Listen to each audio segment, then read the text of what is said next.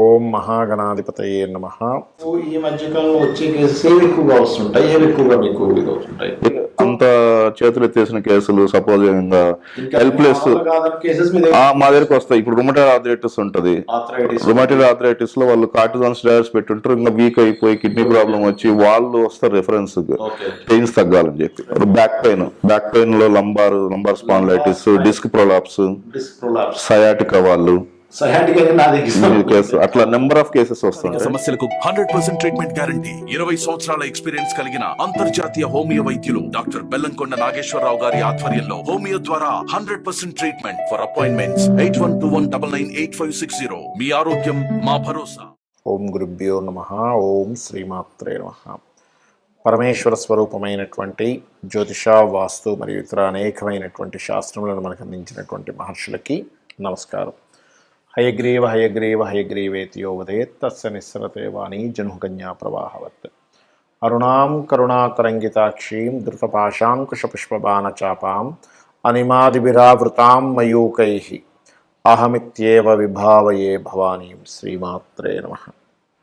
ప్రేక్షకులకి ఆ లలితాంబిక అమ్మవారి యొక్క అనుగ్రహం పరిపూర్ణంగా కలగాలని మనస్ఫూర్తిగా కోరుకుంటూ మనం ఈరోజు చెప్పుకోబోయేటువంటి టాపిక్ ఏమిటి అంటే, చాలామంది అడుగుతూ ఉంటారు, ఏమండి వివాహం చేసేటప్పుడు ఏ నక్షత్రాల వాళ్ళతో చేస్తే మంచిది అని. ఇక్కడ నేను మీకు ఒక విషయాన్ని చెప్పి తర్వాత నక్షత్ర బేస్ మీద వస్తానండి. మీకు ఏమిటి అది అంటే, ఒకటి గుర్తుపెట్టుకోండి, నక్షత్రం అనేటువంటిది కేవలం మీకు మనసు కలుస్తుందా లేదా, వాళ్ళిద్దరు మనసులు చంద్రమా మనసో జాతః అని అంటారు. కాబట్టి ఇద్దరి మానసిక స్థితి కలిస్తే ఎన్ని గొడవలు వచ్చినా కూడా కలిసిపోతుంటారు. గొడవలు రావని కాదు అక్కడ అర్థం. ఎన్ని గొడవలు వచ్చినా కూడా వాళ్ళు ఎక్కడా కూడా ఇద్దరికి ఒకరి మీద ఒకరికి నెగిటివ్ ఫీల్ ఉండదు, నెగిటివ్ ఆలోచనలు ఉండవు. అందుకని మనస్కారకులు కలవాలి. అది ఏ నక్షత్రము వారికి ఏ నక్షత్రం వారితో మనస్కారకులు కలుస్తారు అనేటువంటి విషయాన్ని ఇవాళ మనం చెప్పుకుందాం. అయితే ఇక్కడ దీనికి కండిషన్స్ ఉన్నాయి. ఇంకా అంటే ఇద్దరు వ్యక్తులకి వివాహం చేయాలంటే అసలు ఏమేం చూసుకోవాలనేది కూడా నేను మీకు ఆఖరిలో చెప్తాను, వీడియో ఆఖరిలో. కాకపోతే మొదట్లో మాత్రం మీది అశ్విని అనుకోండి, అశ్విని నక్షత్రం వల్ల ఏ నక్షత్రం వాళ్ళతో ఒక స్టెప్, అంటే ఫస్ట్ మనసులు కలిసే స్టెప్ అసలు ఏ నక్షత్రం వారిలో జాతకం చూసుకోవాలి. ఫస్ట్ స్టెప్ ఉంటుంది కదా, నేను ఏ నక్షత్రంతో చూసుకుంటే మంచిది అని ఉంటుంది. అలా నేను మీకు చెప్పబోతున్నాను ఇప్పుడు నేను మీకు. సో మనం ఒక్కొక్క నక్షత్ర రీత్యా ఒక్కొక్క రాశి రీత్యా చూసుకుందాం. ఇక సింహరాశిలో ఉండేటువంటి నక్షత్రాల వారు ఏ రాశి లేదా ఏ నక్షత్రం వారితో వివాహ సంబంధించిన విషయాలు కుదుర్చుకోవడానికి, పూర్తిగా వివాహం చేసుకోవడానికి కాదండి, కుదుర్చుకోవడానికి ఏ నక్షత్రాలు, ఎందుకంటే ఇది మనసుని కలిపేటువంటిది నక్షత్రం. అంటే చంద్రమా మనసో జాతః అంటారు. కాబట్టి మనస్కారకుడైన చంద్రుడు ఏ నక్షత్రం మీద ఉన్నాడో వారు ఏ నక్షత్రం వారితో కలిస్తే మనసులు కలుస్తాయి అనే విషయాన్ని ఇప్పుడు మనం తెలుసుకుందాం. ఇందులో సింహరాశిలో కనుక చూసుకున్నట్లయితే మనకి సర్వసాధారణంగా పంచాంగాల్లో కొన్నిటికి కలవని వాటికి కూడా 18 పాయింట్ల పైన ఇచ్చేస్తుంటారు, కానీ అది మనసులు పూర్తిగా కలవు. అక్కడ నేను మీకు చెప్తాను పర్టికులర్గా.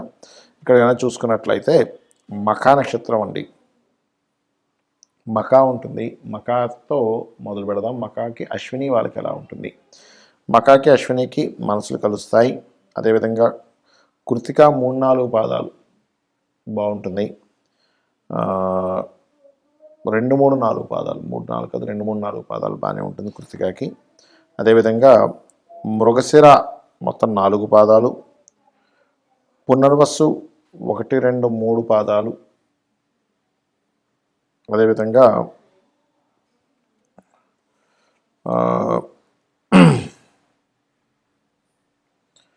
మఖా నక్షత్రము,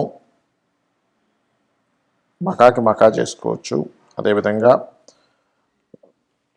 చిత్త, విశాఖ 4వ పాదము, అలాగే మూలా నక్షత్రం చాలామంది చేయకూడదు అనుకుంటుంటారు, అలా ఏం కాదండి. మూలా నక్షత్రం కూడా చేసుకోవచ్చు, తప్పేం కాదు. అండ్ అంటే భయపడుతుంటారు, తెలియని అపోహలు ఇవన్నీ కూడా. అదేవిధంగా ధనిష్ట నక్షత్రం అండి, ధనిష్ట కూడా చేసుకోవచ్చు. అలాగే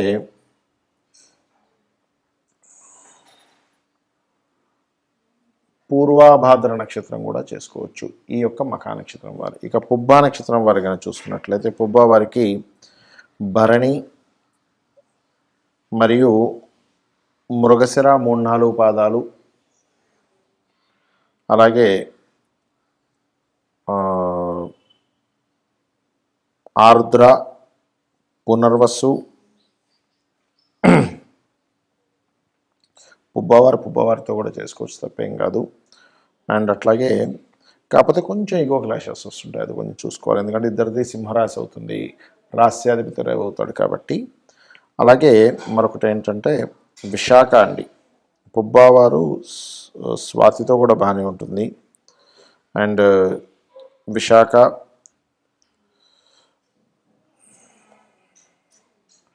మరియు అనురాధ, జ్యేష్ఠ,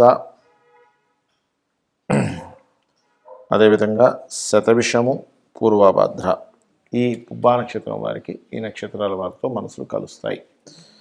ఇక అదేవిధంగా ఇదే సింహరాశిలో ఉత్తర 1వ పాదం ఉంటుంది. ఈ ఉత్తర 1వ పాదం వారు ఏ రాశుల వారితో వీళ్ళకి మనసులు కలుస్తాయి అని చూసుకున్నట్లయితే, ఉత్తర 1వ పాదం వారికి అశ్విని కలిసి వస్తుంది. అదేవిధంగా కృత్తిక, రోహిణి, మృగశిర,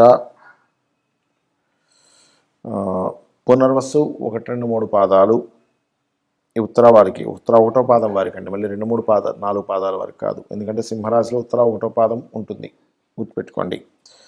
అదేవిధంగా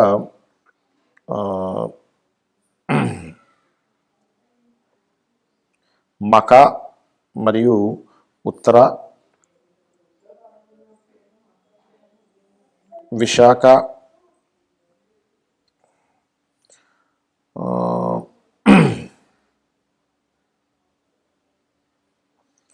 ఉత్తరాషాఢ, శ్రవణం, ఈ యొక్క నక్షత్రాల వారితో మనసులు కలుస్తాయి. ఎందుకంటే ఈ నక్షత్రము ఏ నక్షత్రం అవుతుంది, ఆ నక్షత్రానికి ఉన్న అధిపతి ఎవరు, అవతల వాళ్ళ నక్షత్రానికి అధిపతి ఎవరు, ఈ కలయిక వల్లే మనసులు కలుస్తాయి. అందుకే నేను మీకు పర్టికులర్గా ఏ నక్షత్రం అని చెప్పి పర్టికులర్గా దాన్ని నోట్ చేసుకొని చెప్పడం జరుగుతుంది. కాబట్టి ఈ నక్షత్రాల పరంగా వెళ్ళినట్లయితే మీకు మనసులు కలుస్తాయి. నేను మీకు ఆఖరిలో కండిషన్స్ చెప్తానన్నాను. ఏమిటది అంటే, ఇప్పటివరకు మనం చెప్పుకున్నటువంటిది ఏదైతే ఉందో అది కేవలం మనసులు కలవడానికి తోడ్పడేటువంటి నక్షత్రాలు, ఇది గుర్తుపెట్టుకోండి. అంతేగాని ఈ నక్షత్రాలు చెప్పాను కదా ఇంకేమీ చూసుకోకుండా డైరెక్ట్గా వెళ్ళిపోయి వివాహం చేసుకోమని కాదు. First point number 1. మరి ఇంకేమేం చూసుకోవాలి అని మనకు సందేహం కలుగుతుంది ఇక్కడ. ఏమిటది అంటే, ఒక ఇద్దరు వ్యక్తులు వివాహ వ్యవస్థ అంటే వివాహ జీవితాన్ని చక్కగా సాగించాలి అంటే వాళ్ళిద్దరి మధ్యని మొదటి మెట్టు మనం మనసులు చెప్పుకున్నాం. రెండవది ఏమిటంటే ఇద్దరి మధ్యన ఒక అట్రాక్షన్ ఉండాలి, ఆకర్షణ. ఒక పురుషుడికి స్త్రీకి ఆ స్త్రీ మీద ఆకర్షణ, ఆ పురుషుడి మీద ఆకర్షణ ఉంటే ఆ ఆకర్షణ ద్వారా కూడా వాళ్ళ లైఫ్ వెళ్తూ ఉంటుంది. చాలామంది అంటుంటారు చూసారా, ఏమిటోనండి మా వారికి నా మీద పెద్ద అట్రాక్షన్ ఉండట్లేదు, పెద్దగా పట్టించుకోవడం అంటుంది. బికాజ్ ఆఫ్ ఆకర్షణ కారకులైన కుజశుక్రులు వాళ్ళ కాంబినేషన్లో ఉండరని అర్థం. అలాగే సోల్మేట్స్ అంటూ ఉంటారు. అంటే సోల్ కారకుడు ఎవరు ఆస్ట్రాలజీ పరంగా అంటే రవి. ఆ రవి గనక బాగున్నాడా ఇంకా అద్భుతంగా ఉంటుంది. అంటే వాళ్ళిద్దరి జన్మ జాతకాల్లో రవి యొక్క కలయికలు కలవాలి. అలాగే రవి ఆకర్షణ మనసుతో పాటు చాలామంది చూడండి కంప్లైంట్ చేస్తుంటారు, ఏంటి ఏమోనండి మేము చేసుకున్నాం కానీ మా వారు నాతో పెద్దగా ఏం మాట్లాడరని, లేకపోతే మా అబ్బాయి అంటుంటాడు మా అమ్మాయి ఆవిడేం పెద్దగా మాట్లాడదు, మా మిస్సెస్ ఏమేమి. ఎందుకు అంటే బికాజ్ ఆఫ్ బుధుడి యొక్క స్థితి సరిగ్గా లేదని అర్థం అక్కడ. అంటే ఇద్దరి మెర్క్యూరీస్ సరిగ్గా కలవలేదు.